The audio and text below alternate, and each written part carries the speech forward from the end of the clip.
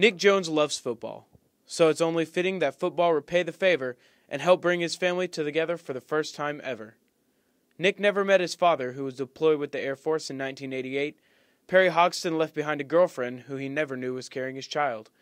After moving back with family to Amarillo when she found out that she was expecting, Perry and Nick's mom, Stephanie, never got reconnected, and so Nick grew up without his father. I remember as a kid flipping through the phone book, looking for his name and,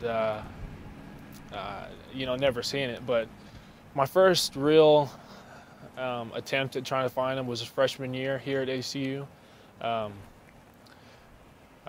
went online and bought a person search from a website, and it gave me his name, of course, and a couple of addresses and phone numbers. That was really the first time I ever just tried looking for him.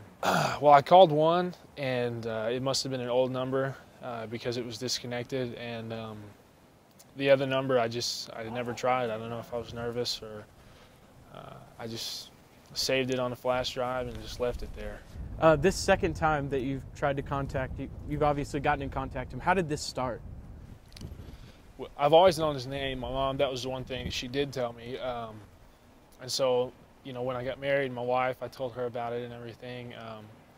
It all started when she put his name, she typed his name into Facebook, and he had just gotten a profile the week before, I believe, and she saw his picture. She felt like we, resembled each other, and she sent him a couple messages, and they kind of, their stories matched, and she felt like he was my dad. That's how it all started. Well, when I saw, actually, before I got a message back from him on Facebook, when I saw the picture, I knew it was his dad. He has the same nose and the same ears and even the same body build.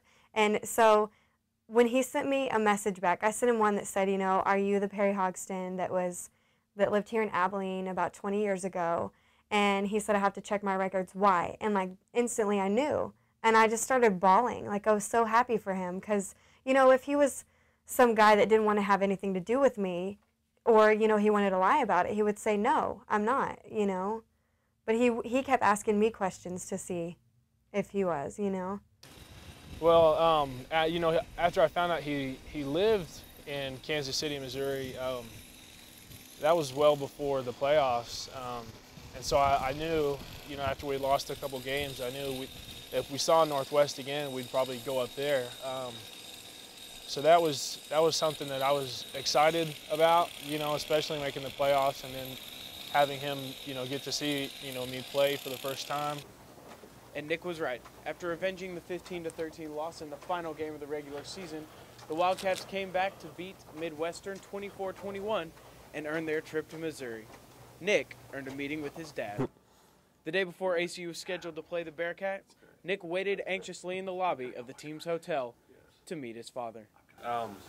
Just nervous, anxious, pretty much the same feelings I've had since we left Abilene. I still don't know how I'm going to react, what's going to happen. Just nervous, I guess, anxious. And just after 8:30, Nick got the moment he had been waiting 20 years for. Yeah, we'll go meet them out there.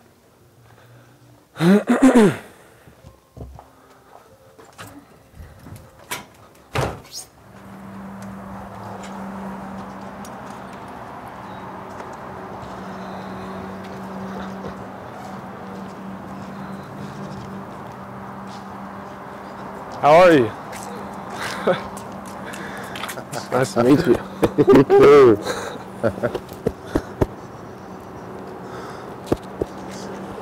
It's good to finally see you.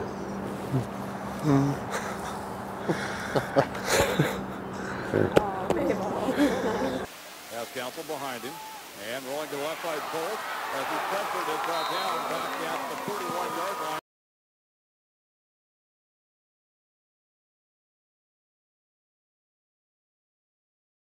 Have a lot of space. We'll probably eat it. Carolyn, take some food. I'm more excited about, I guess, going home for the summer and seeing him on a day-to-day basis and kind of developing a chemistry, I guess.